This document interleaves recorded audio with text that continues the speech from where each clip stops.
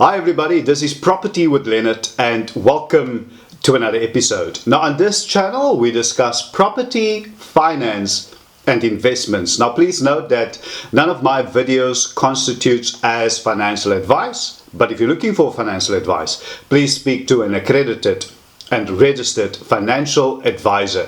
Now if you are looking for a place to rent, whether you are new to the rental market or an experienced player, there are a few very important things to consider and check before you commit, and that is what I really want to help you with today in this episode.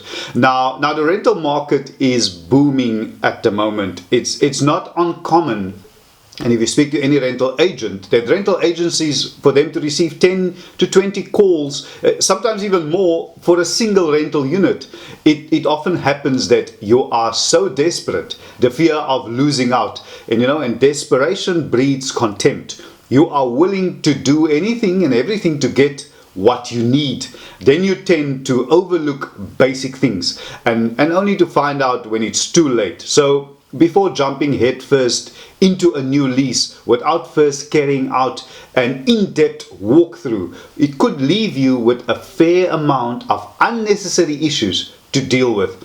As the tenant, you should always insist on viewing a property before signing on the dotted line. Besides, you do that besides being able to spot potential issues, you will avoid the risk of falling prey to rental scams. And even if you're moving to a different province, my advice is just get a friend or family member, someone that you trust to view the property on your behalf. I would not recommend that you make any commitments, and most definitely, and you need to hear me out, not pay any money before then. And let me give you 5 things to check then before renting a property, and I'll add a few bonus pointers at the end of this video, so make sure that you watch the full episode, the video to the end. Now, number 1 is the physical inspection.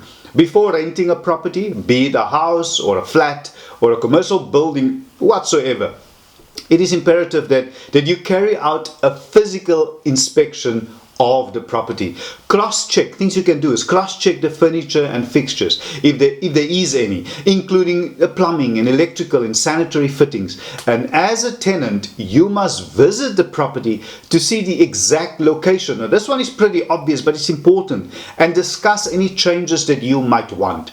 Now, the owner may consider them if worth doing before you move in, and a physical inspection, it just helps you to avoid any confusion that might crop up later between the two of you or the parties. Secondly, make sure that there are no pests. Now, humans aren't the only things that like to call a home or apartments or any building for that matter, that like to call it home. Oftentimes pests like bugs and rodents can find their way in, and this is obviously a huge problem. Now, having pests residing in your property is unsanitary and just plain old gross in every way. The best way to check for these is to look inside or on top of cabinets to see if there are any feces there. Also checking the walls, and you need to do this, and baseboards and any large cracks or holes is also a good idea to do that.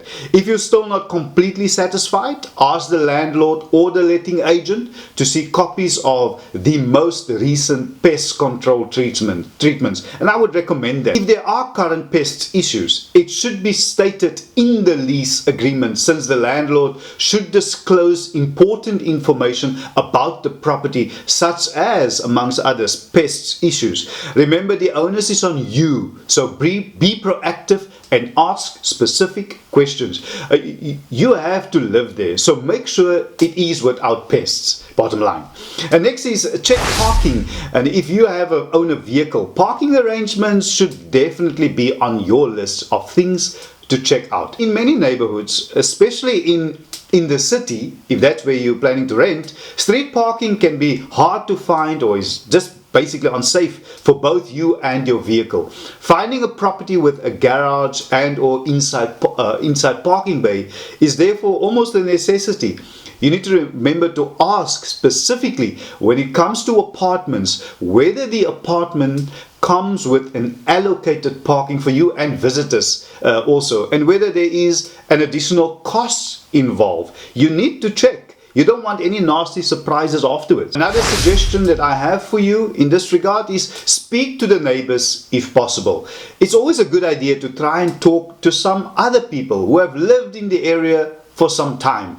They are past the honeymoon phase, if you catch my drift. And they've been living there for a while now, and thus they know how good or bad living in that area is. Ask them about any concerns that they've had, things they would recommend. Whether you are renting an apartment, a freestanding house in a gated village, or any property for that matter, it's always a good idea to get a feel from the neighbors, and they will more than likely give you an honest opinion on their experience living in the neighborhood. And that brings me to my next point, which is crime. Now, South Africa has one of the highest crime rates in the world. We are not proud of it, but it's an unfortunate reality. And living in a country where crime is an everyday concern means that, it's important to get to know the area you could end up living in. So do your due diligence. Check the security features of the house or apartment or building that you're planning on renting. If the apartment or house is in a complex that is access controlled by a guard, like in a security complex, let me put it that way, I would always recommend that you test the access control by trying to access it upon maybe viewing the property. Check the requirements and how easy or difficult it is for you to gain access into the complex. What is required? I mean, no system is perfect, and there's no 100% guarantee either. But the more barriers and or hurdles that you need to cross means the less chance of breach. It's also worthwhile finding out where the local police station is and asking them as well, or even existing tenants or neighbors, what crime is like in the area.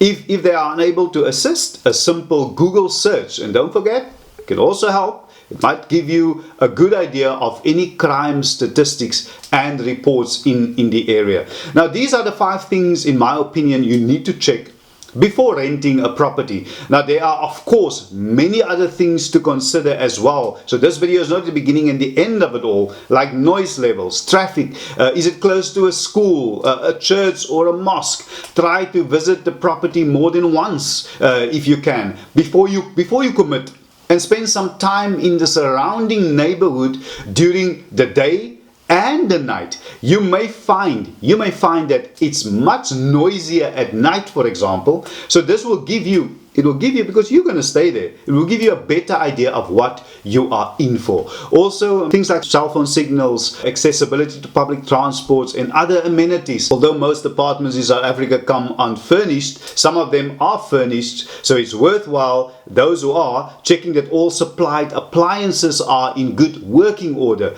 You also need to, it just never stops. You also need to consider your furniture, because a common mistake tenants make is signing the lease on an apartment, for instance, before checking if their furniture, your furniture, will fit in come moving day. So there you have it, everybody. If there's anything else like that I've missed, you're welcome to add them in the comment section below. And while you're at it, please remember and don't forget to subscribe to my channel, to like this video and to share it.